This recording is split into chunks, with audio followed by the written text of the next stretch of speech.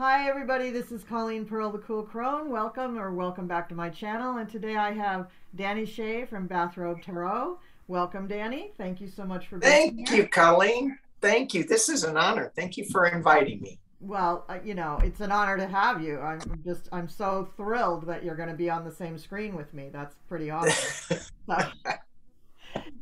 so I'm Danny, just a guy I'm just a guy normally in a bathrobe, but yeah, so I'm really loving the shirt. That's really great. um, I would like you, for those two or three people out there who may not have known very much about your channel, I'd just like you to tell people what your channel is about. okay. It started out as me just trying to keep a record of my tarot reads. Mm, So when I first I was doing online tarot readings for years, working in shops. And when I started doing political things, I heard of Linda G. mhm, And Kirsten of Third Eye Champagne. mhm, And I'm like, oh, you could do things on YouTube. So I just put something up on YouTube just to keep a record so that I could go back and look at it. mhm. However, I didn't title them, so I really can't go back and look at what it's not. It's a very bad record library, and a lot of people ask me, well, where did I get the name Bathrobe Tarot? Yeah. And that was it happened due to COVID because we were all locked down. I wasn't getting, I, I wasn't going anywhere. I was just Yeah. in my bathrobe all day. Plus, a very good friend of mine, for a present, we went and house sat his dogs. Mhm. And so for a present, he gave us bathrobes while we were down at his house. And I go, this is cool. So there was some things going on with him, and I go, I'm going to call myself the Bathrobe Tarot. And from that, it just kind of, people just kind of started watching me. And one of them was Scott Allen, and I had like 7 viewers, and it's like, wow, that's kind of cool. And then somebody sent me $25, and I go, who's this? And it was Scott. So he bumped me up a whole bunch, had me on his coffee show, which scared the heck out of me. Oh my gosh. Oh my gosh. Doing live readings with Sheila and himself. It was, it's a different animal when you do tarot readings with other people. Yep. Yep. It's way different. Hmm. Yeah, because normally we do tarot readings one-on-one for the person we're reading for, and there's nobody looking over your shoulder, to say, well, that's the wrong definition of that card, Yeah. or and then just the big energy around it's very difficult to focus in because there's so much energy going around. And that was my big challenge, and I still struggle with that today. Wow, So that's really interesting because um, I'm a witch and I'm part of a coven, and I kind of invented this thing for us. We call it Memphis Muse, named after Memphis, Egypt, because part of our thing is Egyptian. And so for Memphis Muse, what we do is we get together as a group and we practice whatever we want to practice: pendulum, palmistry, tarot readings, whatever, on each other. And the idea is that when you're in a group, your energy hopefully raises up a little bit just from the social correct. vibe, right? And so for people who are trying something new, like I might try a new deck or I might try to do some other kind of reading, And so if you're less confident about that reading, but you have the energy of the other readers around you, it kind of bumps you up and lets you do that reading a little bit better than if you were just one-on-one. Absolutely. I agree with that 100%. Yeah. The collective. Now, it's interesting when I read with other people and they are doing a different form of divination than I'm using, it gets muddy a little bit. And I'm not quite sure why that is. But I think there are certain disciplines that lend themselves, let's say a pendulum and tarot, maybe they lend themselves to the same outcome, but there are some that, you know, when I'm reading, I'm just going, we're not in sync. We're not elevating the reading because we're doing two different things. We're getting two different messages through the filter, I guess. So, but I agree that why I like to do readings with other people is because it does elevate the reading. We do pick up other nuances that we may not have seen with just one person reading. Yeah. So yeah, it does elevate the reading. And I think sometimes when you're picking up on, there's different outcomes for the reading depending on what you're using for the reading. I think there's you know, in every reading, there's layers of what's going on. You know, there's that everyday mundane layer, and then there's your kind of emotional layer, like how is this affecting you emotionally?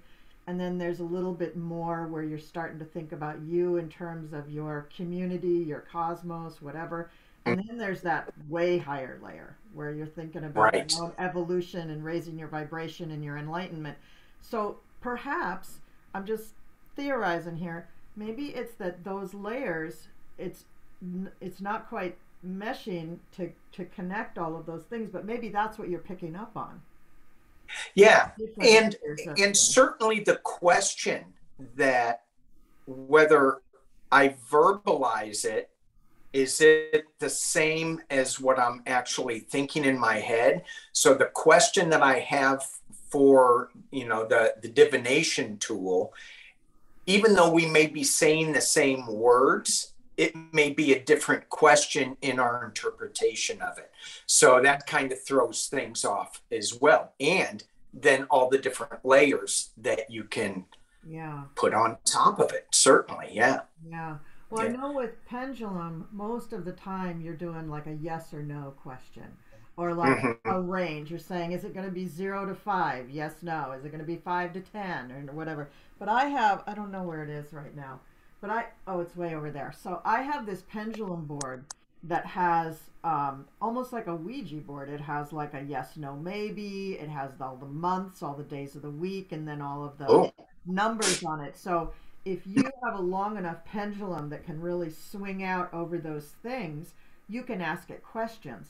But at the time you're doing a pendulum, it's a yes, no. And that's much different energy than doing the tarot, where you're getting this cosmic view and this everyday view. And, you know, so, you know, that might be a little conflict too, that the readers as a group, as a collective, kind of have to decipher that and figure that out. And then again, maybe it's just a question that has nuance to it, and maybe there's an evolution of circumstances and events that are going on, and they're all conflicting. I mean, if you look at every political reading, there's always this story, right? And the beginning first thing that happens in the story usually does not match the end result.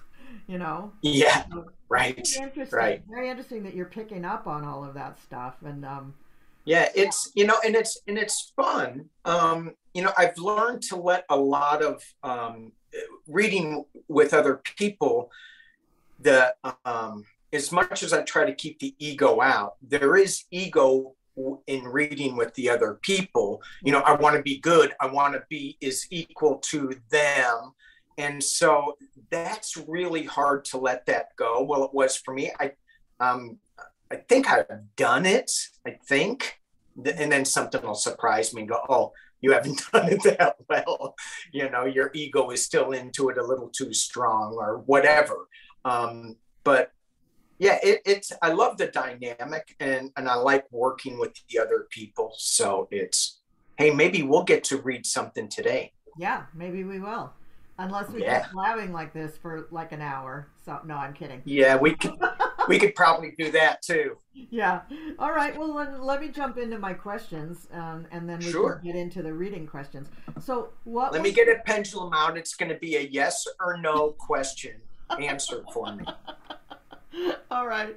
So, what is your first memory of connecting with the unknown or the divine or spirit or whatever? Yes. Okay. Okay. So it was when I was a little itty bitty kid. I don't know, it was me talking to my imaginary friends. Sure. I remember very clearly walking in my neighbor's backyard and talking with someone who I thought was Jesus. Nice. Sounds peaceful. That was kind of interesting. Yeah. Yeah. Yeah. And can I ask a question about it though? Was Jesus a lot taller than you, or were you the same size?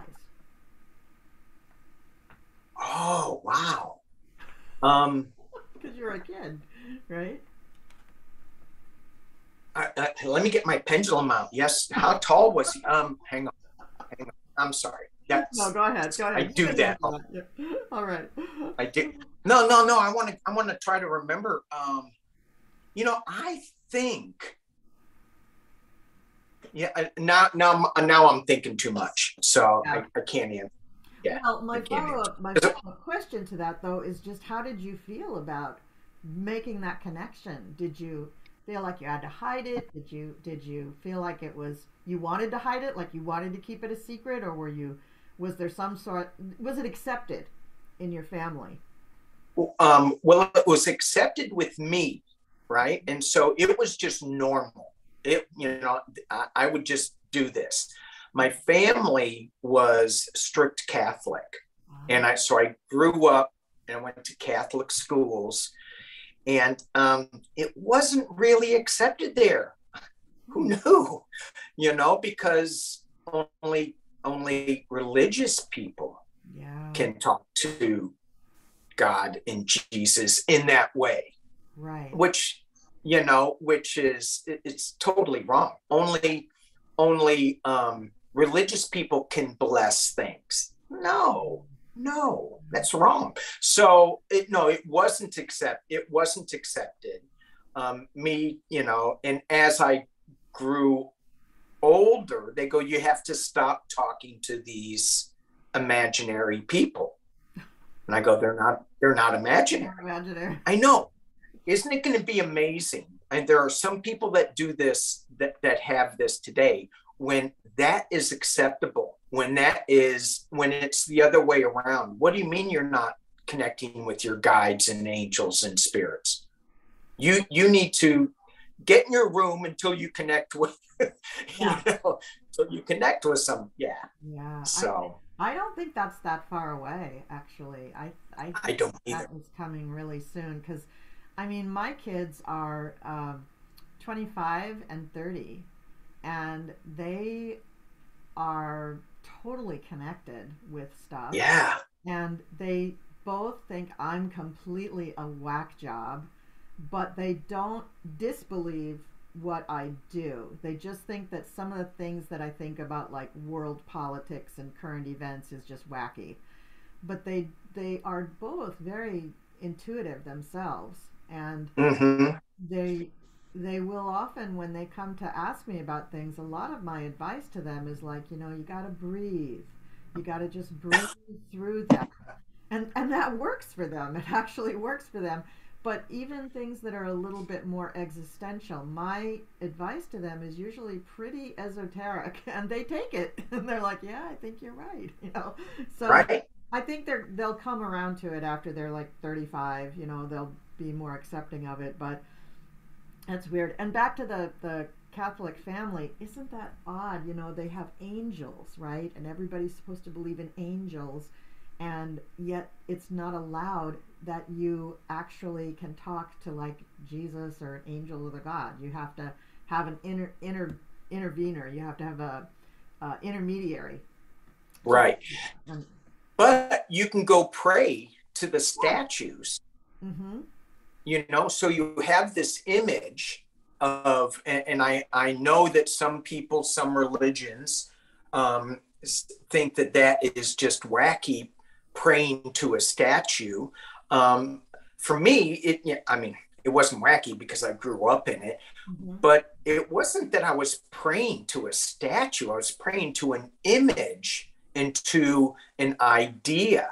Mm-hmm. And as I got older, that became more apparent. It was an angelic idea, and then it went to different angels that you could tap into for specific help. But is it just one, or is it a collective energy of protection, of healing, and that, which I think it is? Yeah, I agree. But I think a lot of religions think it's cool to pray to statues. Like my second husband practiced Hinduism, and we went to a Hindu temple. I was with him for over 10 years, and in the particular sect of Hinduism that we practiced, yeah, they believe that the deity inhabits the statue, that the deity Mm-hmm. is in fact there in front of you in the statue. And so, and that really supports the idea that we all have a little bit of divinity in us, that we are all stardust, we are all angels, we are all gods. And so if us, then why not those statues too? If they were made with the loving hands of someone who believed in that being, then Perfect. why not? Yes. Why wouldn't the divinity be Right. imbued into the statue? So I don't think very many religions think it's crazy to pray to statues. I think a lot of them really go for that. I mean, Hinduism, there's a lot of people in the world who believe in Hinduism. Sure. I don't know Sure. about some of the other large world religions, but I do know Hinduism, oh yeah, they go for those statues. Mm-hmm. Buddhism uses a lot of statues.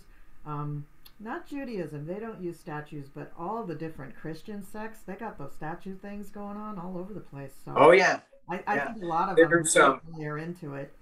So right. very And the interesting. reason I was saying that, and that is because certain family members Hmm. have come out and are now like speaking, rather forcefully against, against what I grew up with.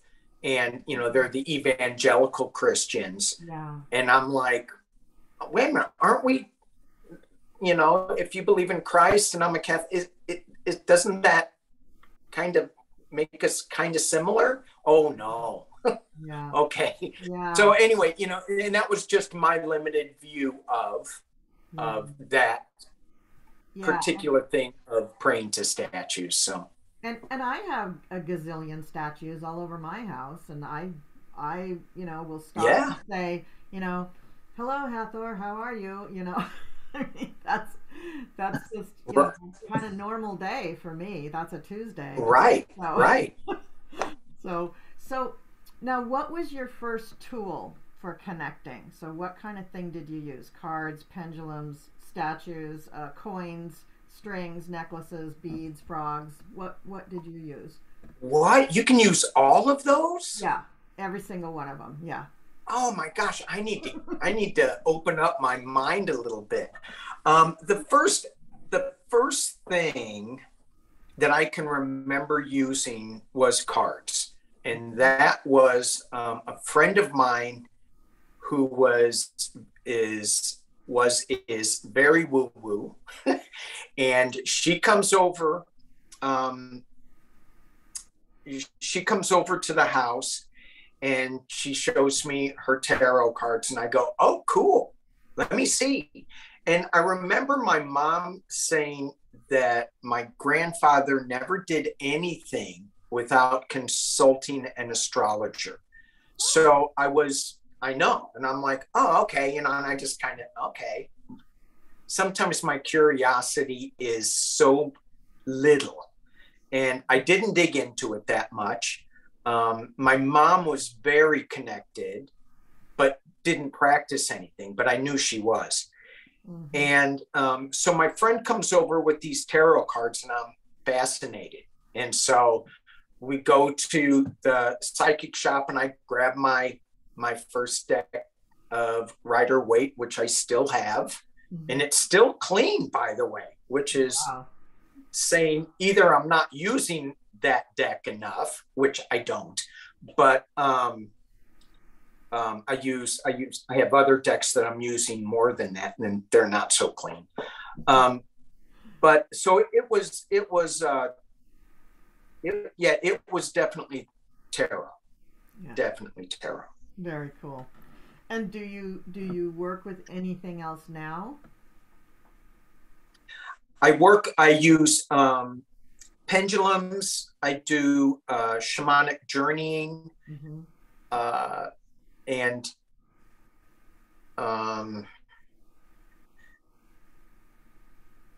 it just expanding that awareness again that I had when I was a kid, opening that, not using anything except what I have with me, So, but yeah, right now, if somebody came up to me and said, I need to get some answers on something, a private reading, it would be a meditation. It would be like an Akashic journey for me on them, if they give me permission, and then use cards or pendulum. Yeah, and I noticed before we sat down today, you also lit some sage and put that around, just kind of clear the air and say, your space. Yeah, I consider all of those things tools. I mean, sure, everything, sure, including your body, yourself. You're a tool. You're not absolutely. Just all of that stuff. The thing with cards for me is that for me they're a big crutch. I know that I don't need them. However, when I look at the image, that sparks something that takes me a little bit further and makes me a little more freer in my ability to keep talking, as if I need any help in that area. And I find using cards helps me detach from my ego, because yes, I do a little transference there. Yes, it's my hands laying out the cards, and these days it's me shuffling my cards, but it's the little baby ritual that I do in my head to get connected there lets me leave the ego over to one side and just let the messages come in. And without that, I don't know if I'm not confident about getting the messages, or if it's just that I'm so used to doing it in that ritualistic way that I need that little ritual to help me disconnect a little bit. I don't know. Yeah, I know. I mean, it's fascinating how we use these cards, and because they're good. I mean, I like my sign up there. They don't lie. When you pull them out, it's like, so I like what you said, but like you let your ego step away because I find that that is true. You doubt yourself. Was that really true? But if you look at the cards, you go, yeah, it is. Yeah. It's amazing. Yeah. It's just amazing. So now I watched your series about ETs, and I really loved it. I have watched and seen UFOs and stuff forever, all through my life. I'm from the West Coast, and I think out on the West Coast you get a lot more UFO sightings than you do here on the East Coast, and I don't know why, but I went through a few years ago where I saw a whole bunch of ETs, or UFOs rather, one summer. I was just seeing them all the time, and now I just see them occasionally. But in Seattle, I saw some really outstanding like way too close to the ship kind of things that was just Wow. scary. It was like, you know, the beginning of Star Wars where the words all come up on the screen. So I Yeah. saw one time I was driving and I was in West Seattle, and Seattle's very hilly, and I was parked on a hill, and I was parked facing up on a hill, and coming up over the crest of this hill was a humongous UFO. I mean, it was pink metal. That's nothing that the US government would build. It was pink metal. I'm sorry, but that's a UFO. I mean, they may be in touch with their feminine, warlike side. Yeah, but I think this was in the 70s, and I think back then they were not. But it was just astounding, and I wasn't frightening. I was just in awe. I was like, holy Yeah. moly, that's big and moving in a direction I'd never seen, like a plane or a helicopter move. I was like, wow, that's crazy. So, you know, lots of UFOs. But so I loved your series and I watched the whole thing. What inspired you to do that? And what new kinds of series are you thinking about doing? I have no idea what inspired me to do that. No, normally, you know, I get an idea and I'll mush it around till it dies. And then I go, okay, now I don't have to work on that. This one, it started out in chronological order with Medium Kim saying, you know, she was doing an picture orograph Mm-hmm. with me. And she goes, oh, by the way, you have 3 ETs around you or 2 ETs around me. And I'm like, what? I mean, I'm not even thinking that. I'm like, now I am, but then I was not aware of ETs hanging out on the planet doing this. You know, not that I didn't believe, because I mean, the universe is so huge. I just never put my awareness to that. Right. And so she made me put my awareness to that. And the next, I had a reading scheduled, an Akashic reading scheduled. And I said, well, I'm going to ask this guy about that. Well, I didn't get to ask him about it because he told me about my past and things with ETs. And I'm like, okay, this is really bizarre. And I ended up going to Mount Shasta. And this is all like within 2-week period of time. I go up to Mount Shasta and I'm listening to Lee Carroll channel Chiron with this Palladian summit. And I said, you know, I'm just going to buy this summit and listen to it while I'm up there. And I swear he's talking about, well, not swearing, but he started talking about what a Palladian looks like. And I look out my window and here is this super tall woman. I go, I'm in Shasta where there's all these ET energies around, and he's describing something that's walking right by my van. And this woman was not just tall. This woman was huge tall. She should have been an NBA superstar, woman, WNBA. Anyway, and when this is something interesting, when you were saying, when did you first notice that you could talk to spirits and angels and Jesus? And I did shut it down for a little bit. And when I picked it back up again, one of the things I promised myself was that I was not going to ignore the synchronicities that happen in my life. I was going to pay attention to them. Mm-hmm. And there were just too many synchronicities coming at me. So one thing led to another. I remember a lot of people having interest in ETs, and the people around me were talking about ETs. So I just thought I'd do an ET show. And it was great. well, It was great. yeah, well, thank you. Yeah.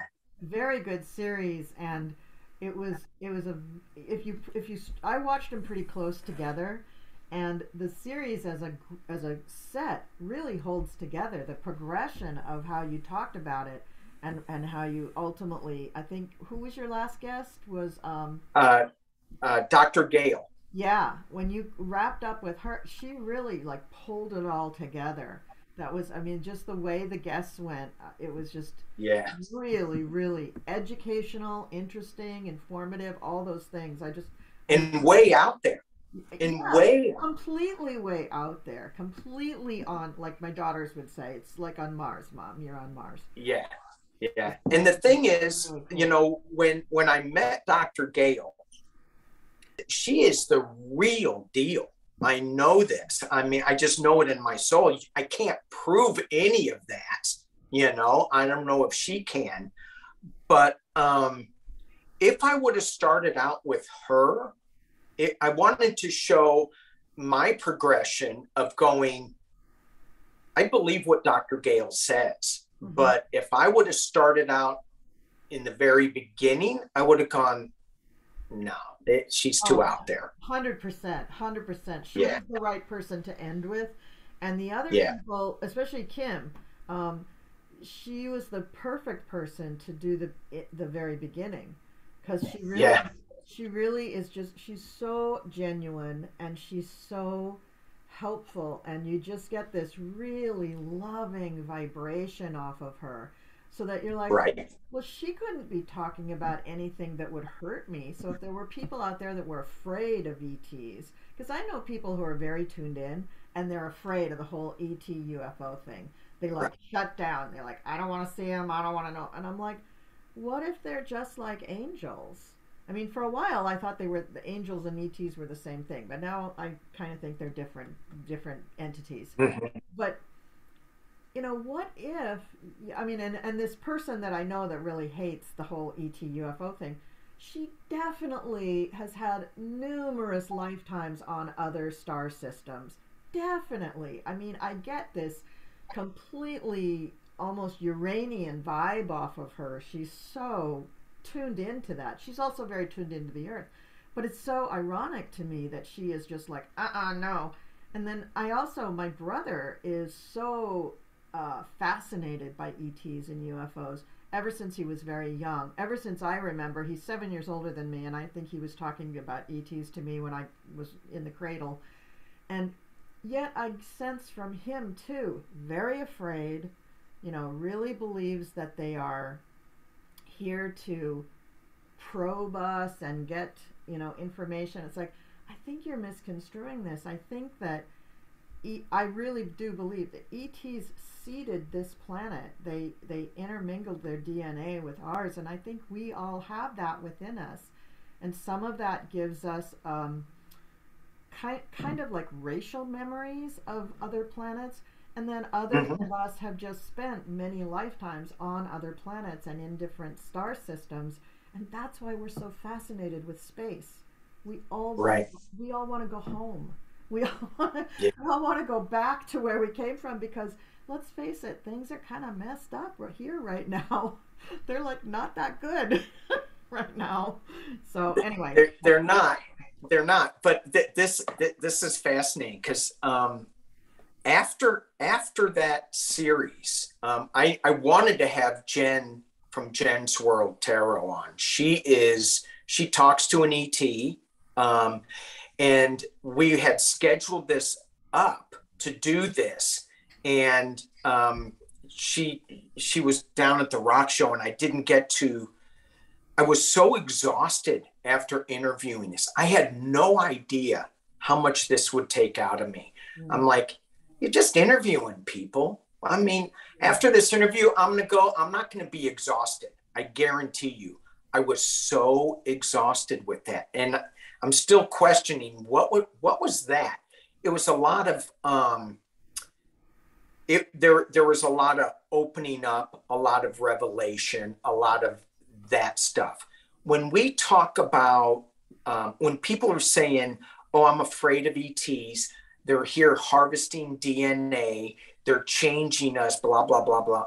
Isn't this conversation that we're having changing who we are individually just a little bit? Probably. Yeah. So what we label as DNA swapping, other people would comment it, could use it as, well, you're just having a conversation where your point of view got shifted a little bit. Mm-hmm. Mm-hmm. Oh, okay. Maybe. So we use these words, and sometimes they're not the right words to use. And we just have different labels on things, and that maybe we shouldn't have. So yeah, and I think, you know, as we move closer to the bigger planets moving towards, you know, Pluto's going to go into Aquarius by 2025. Neptune is going to slide into to Aries at some point right around 24, 25. And as those big planets make those big shifts, I think more and more and more, certain things that are going to alter with us because the planet is raising up in vibration is language. I think our language is in for a big, big overhaul. Big shift.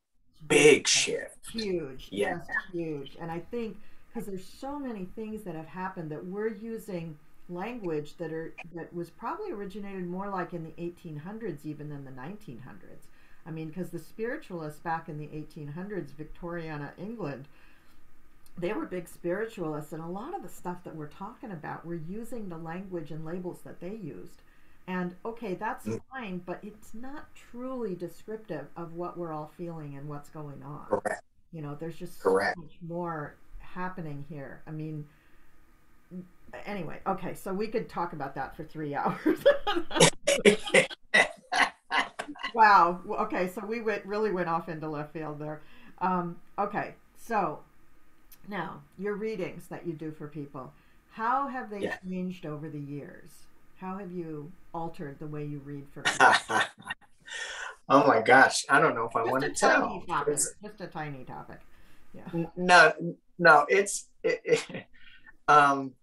well, you know, when I first started, you know, with the cards, I was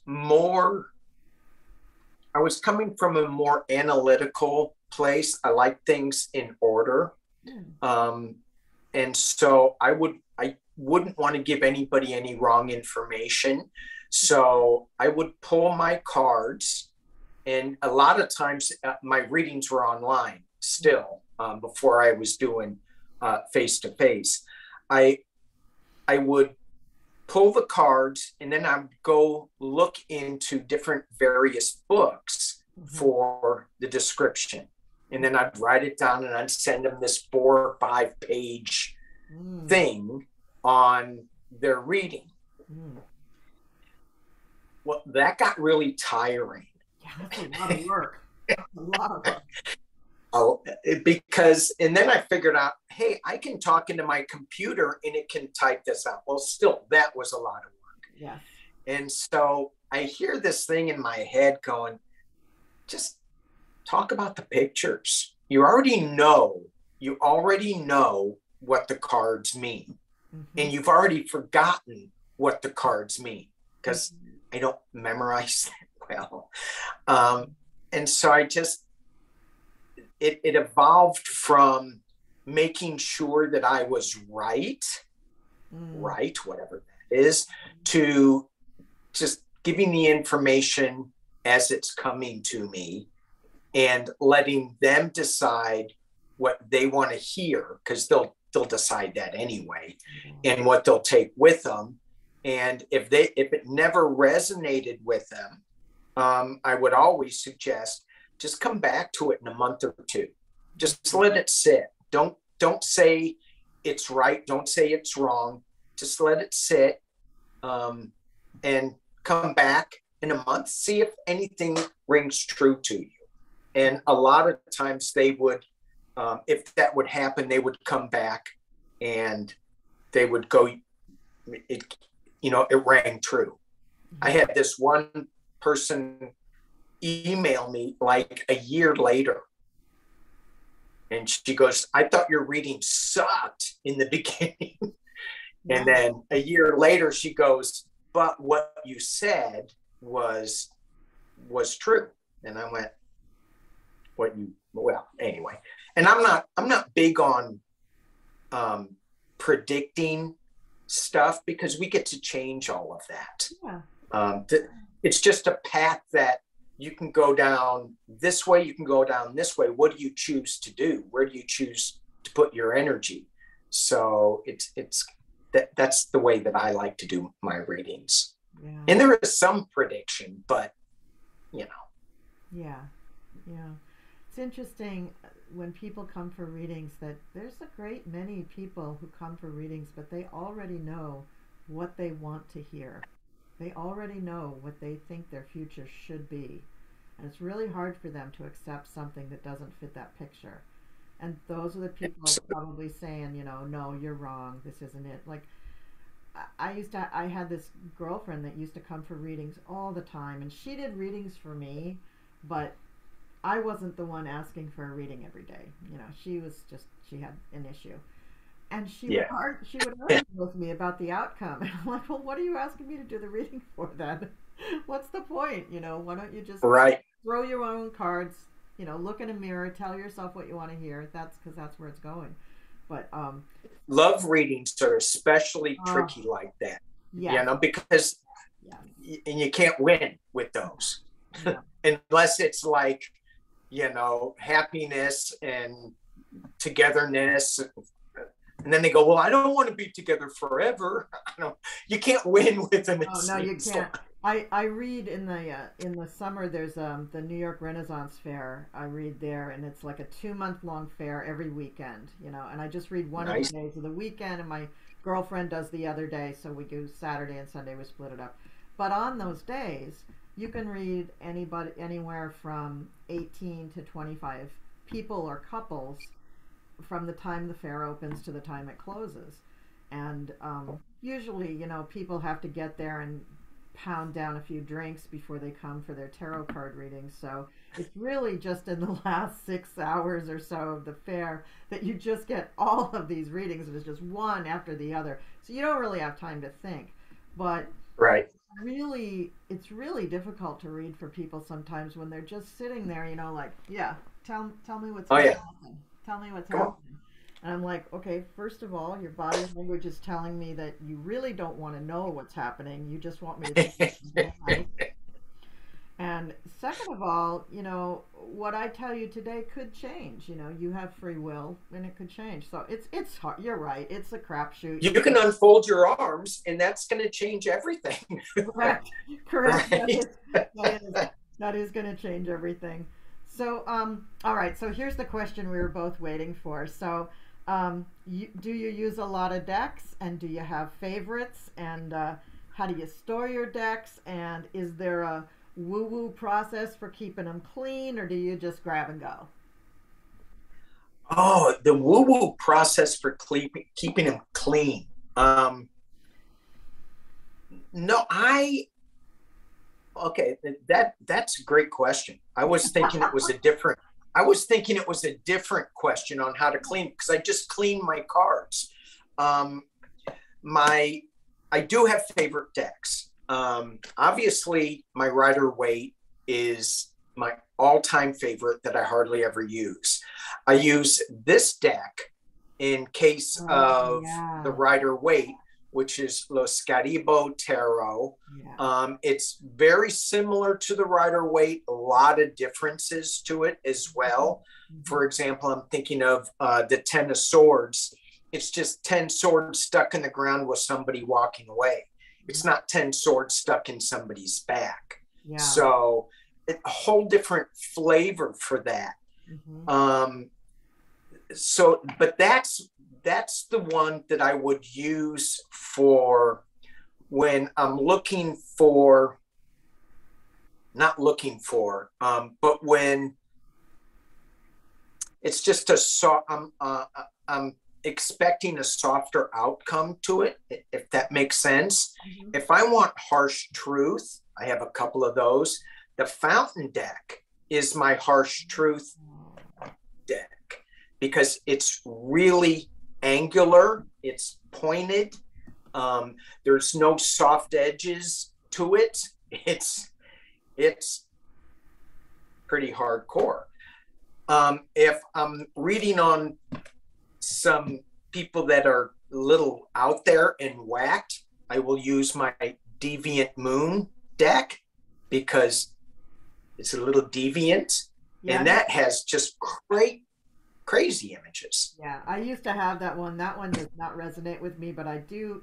The pictures remind me of, you ever look at the paintings? I think his name is Brock or Bragg. He's European, and his images in his paintings, he's like a, not Renaissance, he's probably late 19th century, early 20th century painter. Yeah. Whoa, I mean, that guy's mind. He makes Salvador Dali look completely sane. Like, that's hard to do. Yeah. I mean, just whoa. Yeah. So anyway, if you like that, these are his art. Yeah. Yeah. And there is there's a lot deeper meaning to this deck than I tap into when I read online. Just because there's so much going on in the imagery of this. Yeah. But for our political climate today, I find that this deck works really well as the Halloween deck, but that's more of a humorous, trying to lighten things up a little. Agreed. And so those are my tarot, but the first oracle deck that I got was Mystical Shaman Oracle. Ooh, cool. That looks beautiful. And that, it is a beautiful deck. And that's that really pushed me into about the whole shaman realm. That whole process. It's this deck that just got me. And once again, the synchronicities, I kept meeting shamans, new age shamans out here. And I would see things on YouTube. I go, why is this popping up on I'm not searching for shamans. This pops up, and anyway. So it's and then this deck, Andrea's Lilac Lantern Intuition deck is awesome. That tells a completely different story than tarot, as do other oracle cards. So each card has a flavor and a feeling to it that I'll go over to my decks and I'll say which one, if I know what I'm going to be reading on, which one wants to talk. I guess I ask them that. Which one wants to talk to me?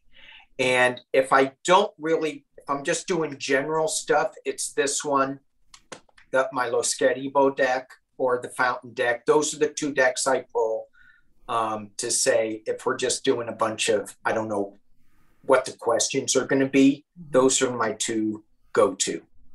Cool. Very cool. Yeah. I don't clean them that much. I will put a crystal on them after certain readings, just to let them breathe. I do put them out in the full moon, take them out there and give them a bath out there. Nice. So nice. But nothing like really that I focus on. Okay. And before you do each reading, do you have some sort of ritual, a little process you go to get tuned in, or do you just jump in? Yeah. No, I do both, but I shouldn't. The process that I go through, it's just a short prayer. It's of asking for protection, asking for the highest good, bringing in white light around me, just grounding myself to Mother Earth. And You know, I will use some sage to clear the energy in the room just a little bit, because I don't smoke, and I don't like breathing in the smoke. So it's just a little bit of a cleanse with that. Using sound to clean the room as well. That's good. That's kind of a bit. But it's mainly just, it's mainly, and if somebody goes, hey, give me a reading, I go, okay. It's, you know, 3 or 4 really deep breaths to change me, to ground me back. That is key. But I do like to, you know, and that's for a personal reading, where I know that I'm going to be reading. I do a lot more than when I jump up on YouTube or something like that. Yeah. Wow. That's really good. That's all really good stuff to do. So if you were meeting somebody who was just getting started on their own spiritual journey, what would you advise them to do? Breathe slow.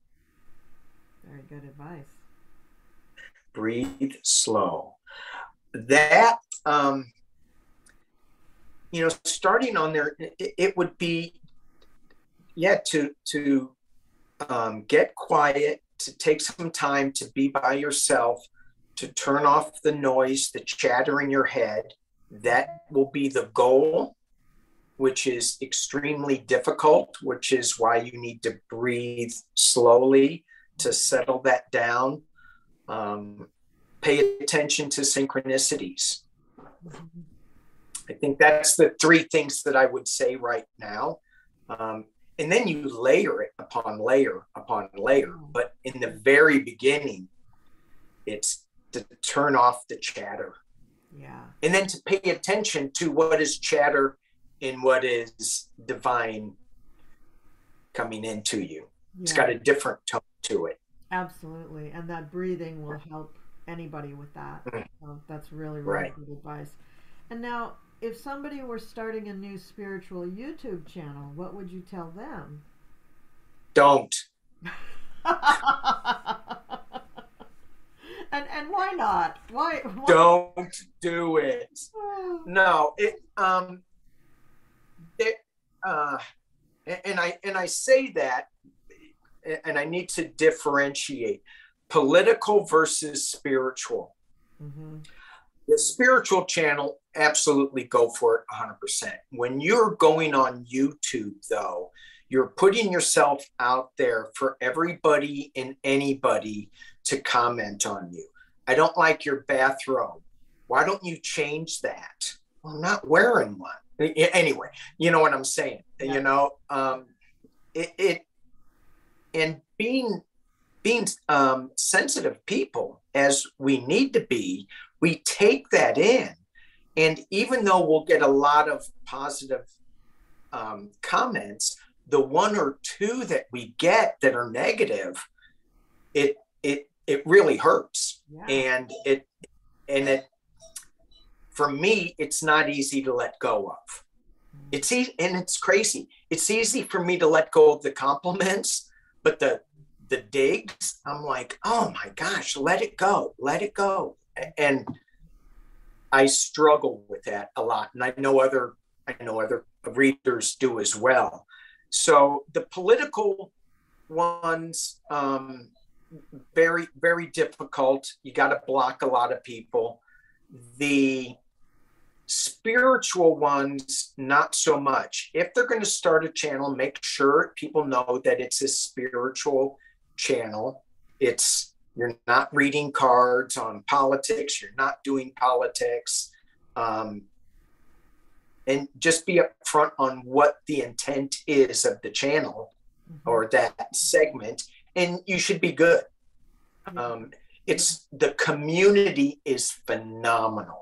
The people who watch are phenomenal, except for the couple of knuckleheads that just want to cause trouble.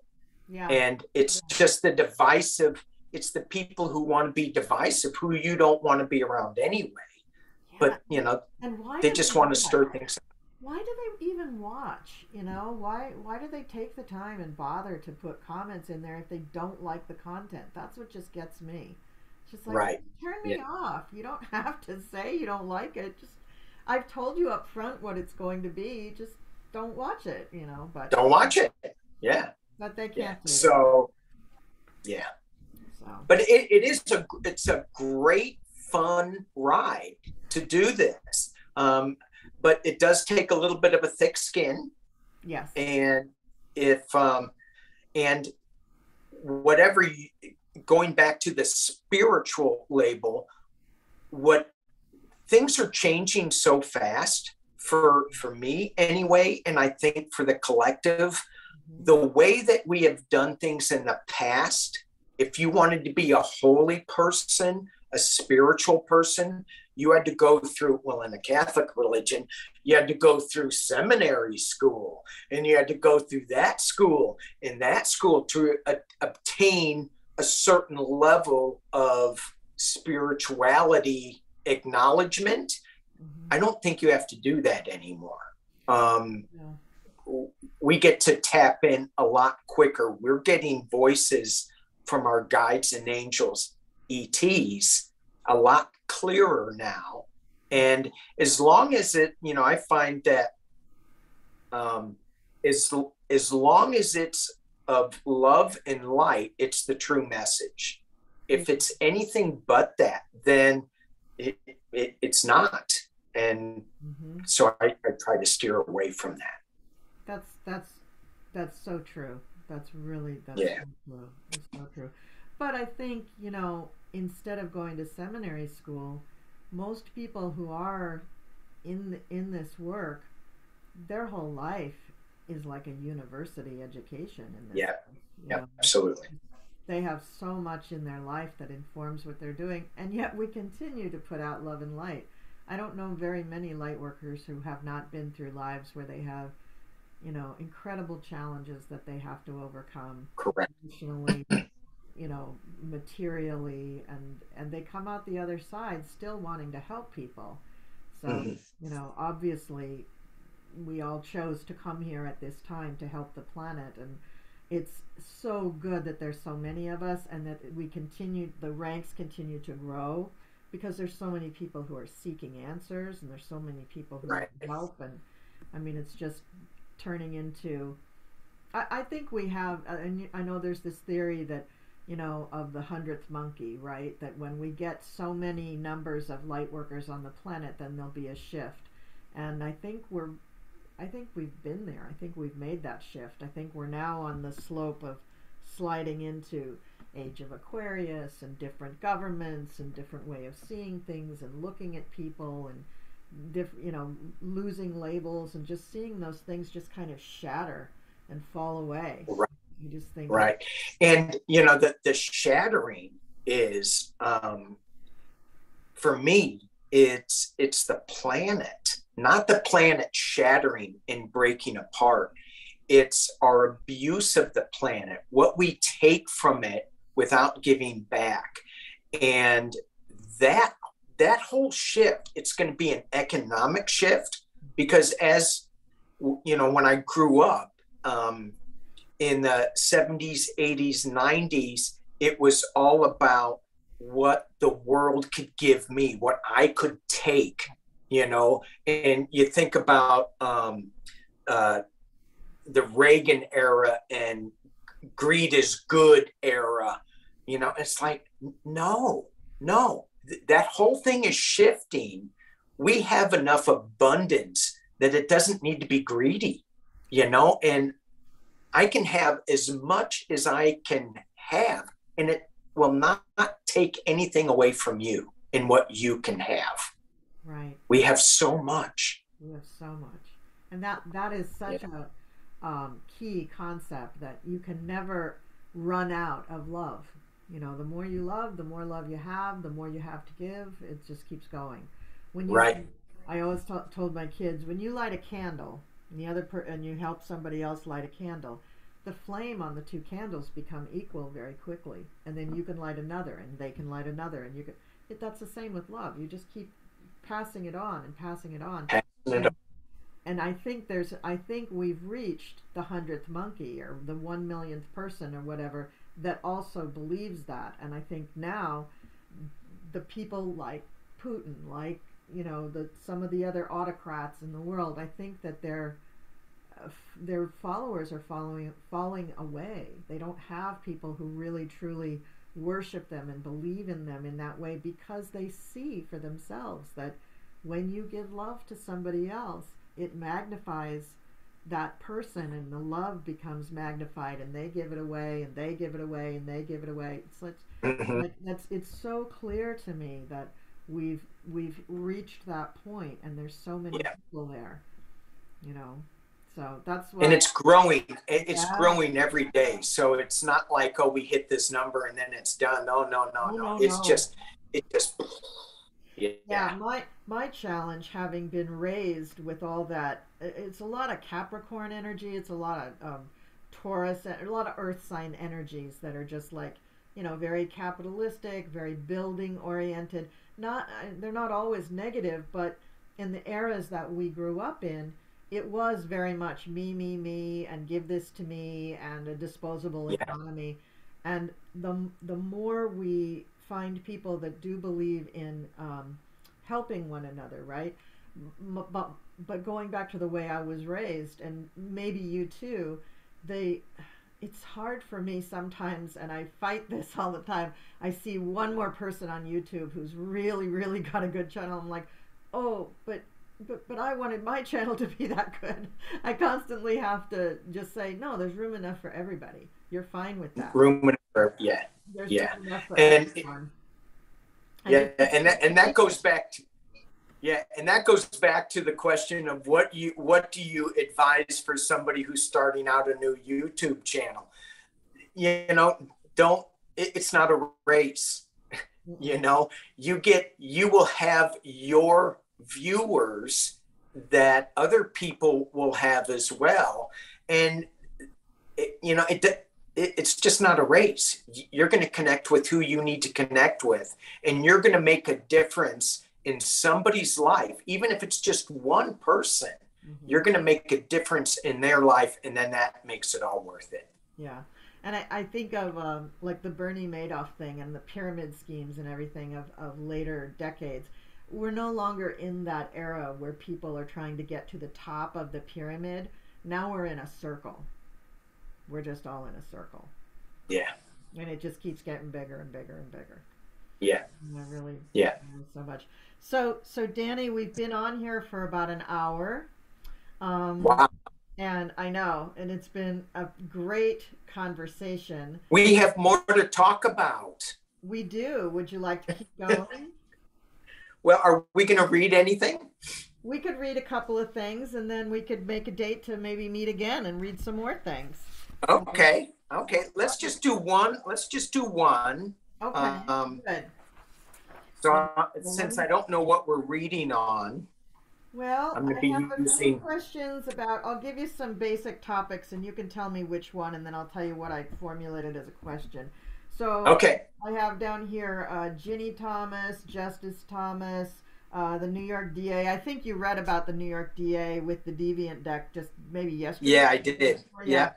Nancy Pelosi, the January 6th committee, Rudy Giuliani, the fate of DeSatan, McConnell, or Lindsey Graham. So just pick one. Okay, we're going political. We're shifting gears. Let's read on January 6th, because I'm like, are they stalled? What? I know that we got Ginny Thomas news. Yeah.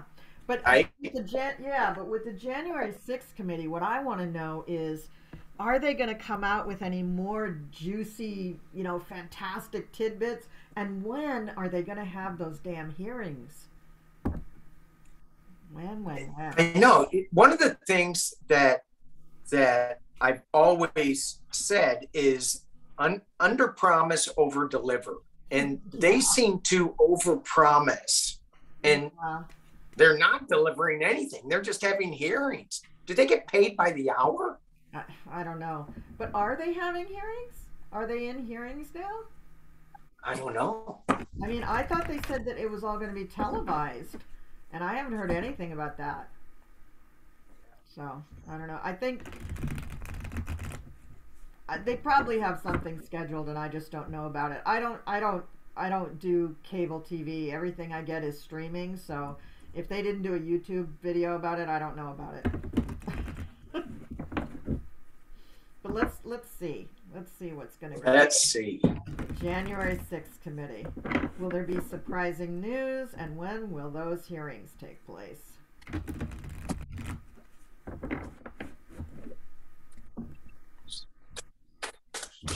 6.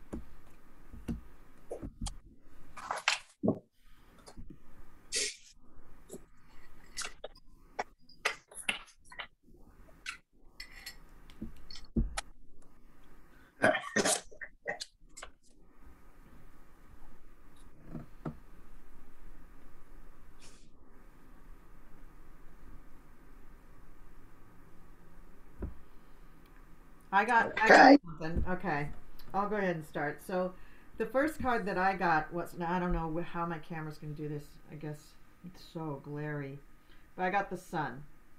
So, they're going to shine a light on a lot more stuff. I think there's going to be just a treasure trove of new little titillating concepts and crimes that they expose. And the person I think that's going to be really important, there's two people and I think they're linked, Queen of Pentacles and the Prince of Pentacles. Oh. So I think that, can I get those up there? I don't know, I'm really bad at this, so I don't know who that is, but they'd probably be earth signs or they're in a family together. So I mean, this is not Liz Cheney saying anything, but it's somebody in that group of people being accused that is got them, they're hip deep in money, and probably money laundering or money from foreign sources or dark money that, you know, probably they shouldn't have had their hands on. So they're going to be exposed. And then there's then we have the Two of Pentacles. So I guess we have some people who are trying to decide how much they're going to tell us about the money. They're just not quite, they're waffling about the money and they just don't know. Right. But it's overseas money. My Two of Pentacles card, if I can get it in there, you can see there's a little boat in the background. Oh yeah, that's Definitely cool. have Yeah. overseas money coming in. And then there's the Prince of Wands, which would be a fire sign, and maybe a younger person, maybe somebody like somebody's going to flip. That's what I'm getting with this, is that this is one of those Congress people who's going to be like, uh-oh, I did it. Ruh-roh. Yeah, yeah. Oh, me too. And they don't want to go to jail for anybody. So that's the first few cards I got. What do you have? Well, I have something very similar. I have the Page of Swords that is coming out. So there's going to be some new information that is coming out that's going to be bringing a lot of truth. And it's also going to be causing, with the Five of Wands, a lot of a lot of anger, a lot of finger pointing, a lot of I also have at the base of the reading the Nine of Wands, which is also in this deck, it's the fight and the struggle with all this information that's coming out on how to manage it, how to deal with it. In the past, as it relates, is the Ace of Swords, which is a new legal thing coming out, a new truth. Good. So with all these tidbits, there is something really, with this Page of Swords, there's a singular idea that is at the top of the reading. I have the Six of Swords, moving on to calmer waters. So it is going to, I'm thinking that Six of Swords is the January 6th. They're going, we have got this. it was all rough. It was all fighting, dealing with all this stuff. Now we're moving forward into calmer waters.